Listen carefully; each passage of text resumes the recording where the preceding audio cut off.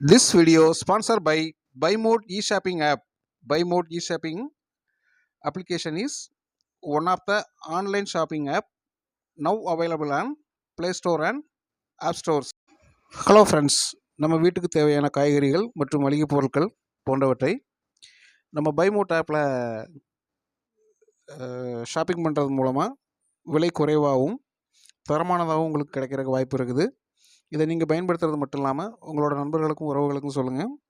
பைமோட்டோட link வந்து நான் என்னோடய டிஸ்கிரிப்ஷனில் கொடுக்குறேன். நீங்கள் தேவைப்பட்டால் டவுன்லோட் பண்ணி ஷாப்பிங் பண்ணிக்கலாம். நன்றி. வணக்கம் உறவுகளே, ஒரு புதிய காணொளியோடு உங்களோடு இணைவதில் எமக்கு பெருமகிழ்ச்சி. நம்ம நாட்டோட பொருளாதாரம் வந்து ஒரு நல்ல நிலைமையில் போயிட்டுருக்குது. அது சம்மந்தப்பட்ட ஒரு காணொலியை தான் நம்ம இன்றைக்கி பார்க்க போகிறோம். உலகின் 4வது பொருளாதார நாடாக இந்தியா மாறியுள்ளது. நம் நாட்டின் உள்நாட்டு உற்பத்தி என்பது 4 ட்ரில்லியன் அமெரிக்க டாலராக உள்ளது. இதன் மூலம் ஜப்பானை பின்னுக்கு தள்ளி அமெரிக்கா, சீனா, ஜெர்மனி அடுத்து 4வது இடத்தில் நம் நாடு உள்ளது என்று சர்வதேச நாணய நிதியத்திடம் டேட்டாவை காட்டி நிதி ஆயோக்கின் தலைமை செயல் அதிகாரி பிவிஆர் சுப்பிரமணியம் கூறியுள்ளார். இந்த சாதனையை 3 ஆண்டுகளில் நம் நாடு எட்டியுள்ள நிலையில் 3வது இடத்தில் இருக்கும் ஜெர்மனியை நம் நாட்டால் பின்னுக்கு தள்ள முடியுமா? அந்த நாட்டின் உள்நாட்டு உற்பத்தி எவ்வளவு என்பது பற்றி இங்கு நாம் பார்க்கலாம். பிரதமர் நரேந்திர மோடி தலைமையில் டெல்லியில் நேற்று நிதி ஆயோக் கூட்டம் நடந்தது. இந்த கூட்டத்தில் மாநிலங்கள், யூனியன் பிரதேசங்களின் முதல்வர்கள் பங்கேற்றார்கள். இந்த கூட்டத்தில் நிதி ஆயோக்கின் தலைமை செயல் அதிகாரி பிவிஆர் சுப்பிரமணியம் பங்கேற்றார். அதன் பிறகு அவர் பத்திரிகையாளர்களை சந்தித்தார். அப்பொழுது நாட்டின் பொருளாதார வளர்ச்சி மற்றும் உள்நாட்டு உற்பத்தி பற்றி விளக்கம் அளித்தார். அப்போது நாம் ஜப்பானை பின்னுக்கு தள்ளி நம் நாடு உலகின் மிகப்பெரிய பொருளாதார நாடுகளின் பட்டியலில் 4வது இடத்திற்கு முன்னேறியுள்ளதாக தெரிவித்தார். இது தொடர்பாக பிவிஆர் சுப்பிரமணியம் கூறுகையில், தேசிய புள்ளியியல் அலுவலகத்தின் தரவுகளின்படி 2024-25 நிதியாண்டின் முதல் காலாண்டில் நம் நாட்டின் பொருளாதார வளர்ச்சி 6.5% இருந்தது. 2வது காலாண்டில் 5.8% சரிந்ததோடு 3வது காலாண்டில் 6.2% உயர்ந்தது.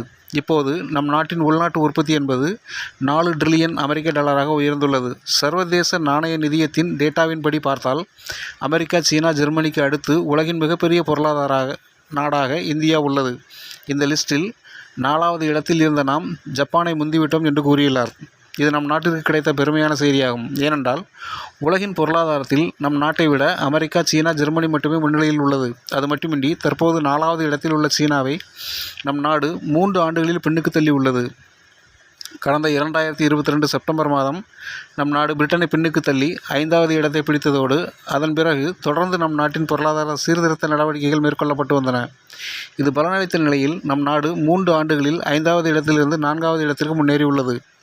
மேலும் நிதி ஆயோக்கின் சிஇஓ சுப்பிரமணியம் இன்னொரு தகவலை தெரிவித்துள்ளார். அடுத்த 2.5 ஆண்டு அல்லது 2 ஆண்டுகளில் நம் நாடு 3வது பொருளாதார நாடாக மாறும் என்று கூறியுள்ளார். இது சாத்தியமா என்றால் சாத்தியம்தான். ஏனென்றால் தற்போது ஜெர்மனியின் உள்நாட்டு உற்பத்தி என்பது 4.744 ட்ரில்லியன் டாலராக உள்ளது.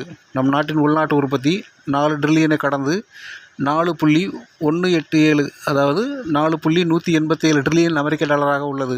இன்னும் சிறப்பாக செயல்பட்டால் விரைவில் ஜெர்மனியை நாம் பின்னுக்கு தள்ளி உலகின் பெரிய பொருளாதார நாடுகளின் இடத்தில் 3வது இடத்தை நம்மால் பெற முடியும். இதனால் ஜெர்மனியை பின்னுக்கு தள்ளி நம் நாடு விரைவில் 3வது இடத்தை பிடிக்கலாம். அதன் பிறகு 2வது இடத்தில் உள்ள சீனா மற்றும் முதலிடத்தில் உள்ள அமெரிக்காவை முந்துவது கூடுதல் காலம் பிடிக்கலாம். ஏனென்றால் இந்த பட்டியலில் உள்ள சீனாவின் உள்நாட்டு உற்பத்தி என்பது 19.231 ட்ரில்லியன் டாலராகவும் அமெரிக்காவின் உள்நாட்டு உற்பத்தி என்பது 30.507 ட்ரில்லியன் டாலராகவும் உள்ளது என்பது இங்கே குறிப்பிடத்தக்கது. நன்றி உறவுகளை, இந்த காணொலியை முழுமையாக கேட்டமைக்கு.